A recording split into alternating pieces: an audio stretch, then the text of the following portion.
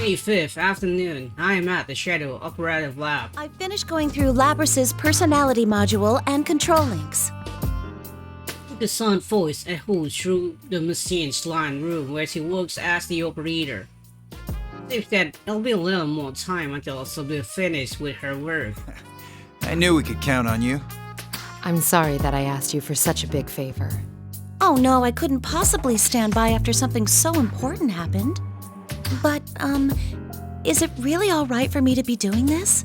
Aren't you all part of some kind of police organization now? There's no need to be concerned. Even now that we've become the Shadow Operatives, this lab belongs solely to the Kirijo group. The Shadow Operative, a special unit under direct supervision of the National Police Agency, organized to deal with supernatural cases that the normal police would be unable to respond to. In other words, cases dealing with shadows. This is one of the laboratories under the management of the Shadow Operative. The purpose of this place is mainly to analyze evidence gathered in shadow-related cases, analyze of shadow matters for scientific understanding, and planning operation. Another objective is the maintenance, inspection, and service for anti-shadow weapons such as myself. Since I am a member of the Shadow Operative and am classified as a weapon due to my mechanical nature, I periodically undergo maintenance at this facility. Directly after the inauguration of the Shadow Operative, Mitsuru-san had the state-of-the-art packing case prepared to transport me. However, the one slumbering within this case is my sister, Labrys, the 5th generation anti-shadow suppression weapon, and our new comrade. Okay, this is Aigis talking. I finished investigating Labrys's mobility systems. All I have to do now is reboot her OS and perform some final checks. Thank you. How is she? She'd sustained some heavy structural damage, so I was worried, but thankfully none were critical. Since my sister had been forced to push herself far beyond her limit during these events of the other day, her entire body has taken serious damage. I'm glad that she's okay. Fukusan's word caused me to sigh with I relief. see. And what did you recover from her memory? I'm sorry. I searched through it, but I found no records that would lead to finding the one behind what happened. If we want to pursue him any further, we'll have to wait for a report from intelligence. But it seems that will still take some time. I see. See Mitsuru-san tightened her fist with that quiet utterance. The culprit is sounds capable of manipulating the data in my sister's memory. The possibility that they would make the mistake of leaving a trace leading to themselves is extremely low. Even when one knows the outcome, people often feel indignant when the last bit of hope is crossed. It's understandable. Our ability to find out who kidnapped my sister has been completely stymied. Then we have no clues to go on. Don't be so hasty. We might get new leads from intelligence, right? Ever since that attempted airplane hijacking, we've learned that the Public Safety Division has been making some disquieting moves. If we don't make a move soon, there's no telling what they'll do to take advantage of the situation. We have to find a lead before they do anything. So Akihiko-san has shown Mitsuru-san for a long time. Akihiko-san has known Mitsuru-san for a long time. Mitsuru-san's expression remains stiff as he tried to console her. But that's only natural. The Shadow Operative are still in a delicate position with regard to where we stand within the National Police Organization.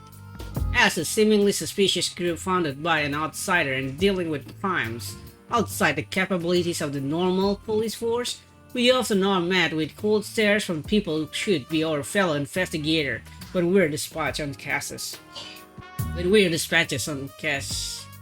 Cases. The logic of such action eludes me, but I cannot pretend that they do not exist. I understand how you feel, Mitsuru-san, but we must solve one problem at a time. That is why we have gathered here today. You're right. I'm sorry. Please work with me here in reviewing what information we already know. Mitsuru-san implored us for assistance. Our gathering here at the lab today isn't just to hear about the result of Fukusan test on my sister. We've come to share and review the information we have, to inspect the clues as closely as possible to get closer to the culprit as quickly as possible. The person behind this case first stole Labrys, the 5th generation anti-shadow suppression weapon, while she was in transport. Yes. The hijacking of the airplane you were on was a diversion used to conceal the theft of my sister, after which she was transported to Inaba. Correct. The hijackers were subdued and captured, but we have reason to believe that their minds were under some kind of control. Those who hijacked the airplane and transported the kids had the memory of taking part in the crime. They did not recognize one another, had nothing in common, and were all ordinary citizens with no prior criminal records. They did, however, all claim in their testimonies that they saw red eyes. So their interrogation are still ongoing. It seems that it won't be long before they are released. With all these points taken into consideration, it becomes apparent that this is no ordinary crime. They could be released? What the hell, man? They hijacked an airplane. The culprit waited until he arrived in Inaba to turn Labris on and fiddle with her memory. And then he threw her into the TV world, right? Where one's heart and memories manifest themselves. As a machine, Labris was able to control these memories in great detail. In other words, the enemy used her in order to set a trap for us. When we entered the television world in pursuit, we defeated her shadow and made indirect contact with the culprit. That person revealed that his goal was to steal our personas by making us fight each other, which would weaken our hearts and turn our personas to shadows. Once he'd accomplished that, he would combine them all so we could have even more powerful shadows. Everyone falls silent. The mysterious person's motive was to gather and unify shadows. This is all too similar to something that those of us gathered here will never forget. Shuji Ikutsuki. The culprit's speech pattern is consistent with Ikutsuki-san's mannerisms. His inability to use a persona matches him as well. But that's not possible! That's right. We've confirmed Ikutsuki's death. Or maybe there's someone out there besides Ikutsuki who still thinks the same way he did. If so, then the world we strive for is still far away.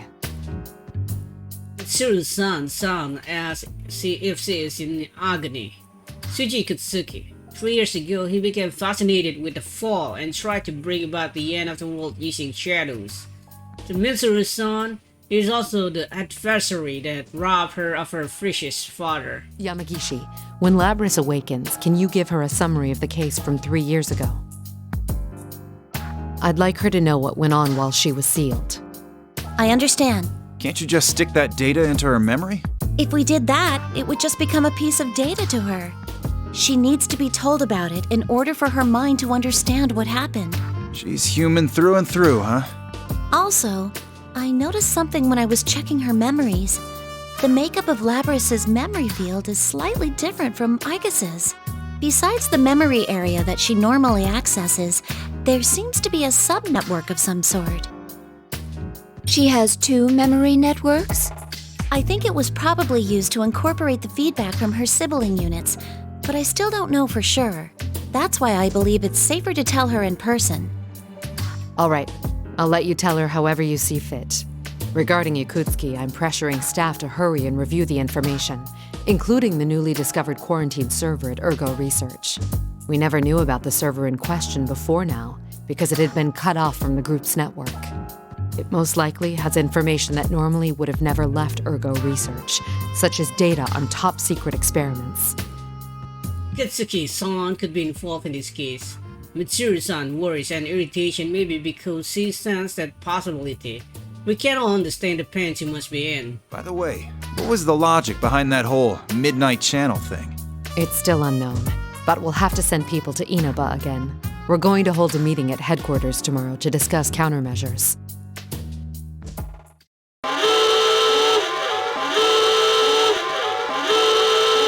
Suddenly, an alarm that notifies us of abnormalities goes off and reverberates throughout the lab.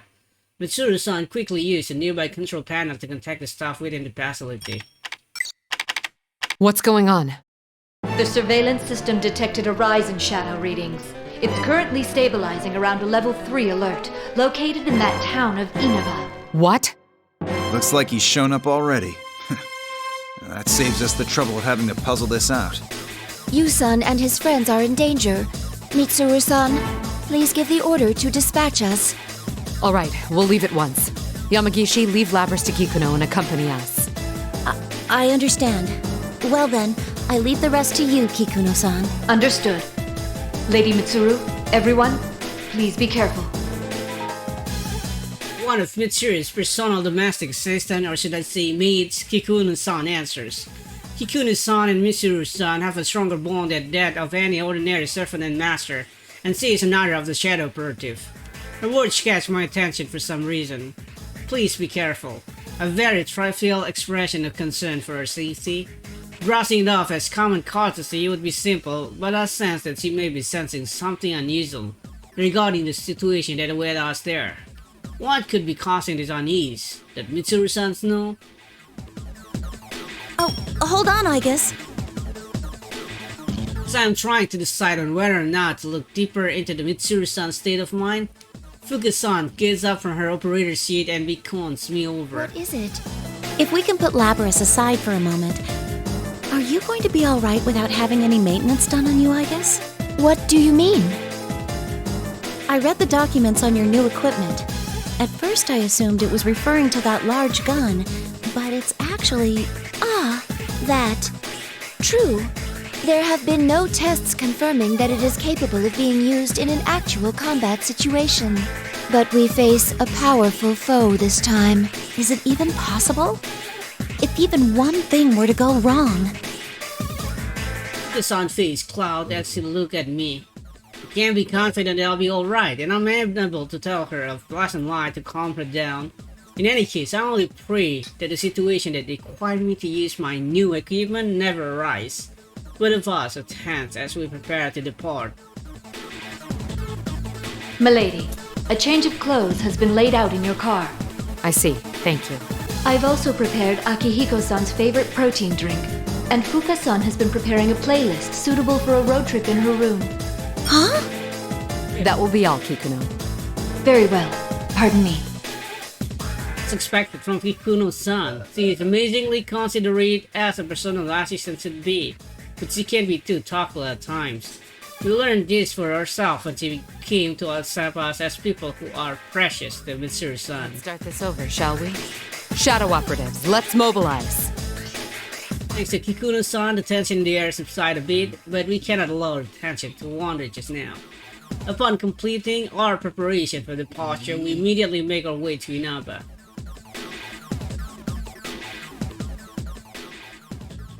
Should we continue?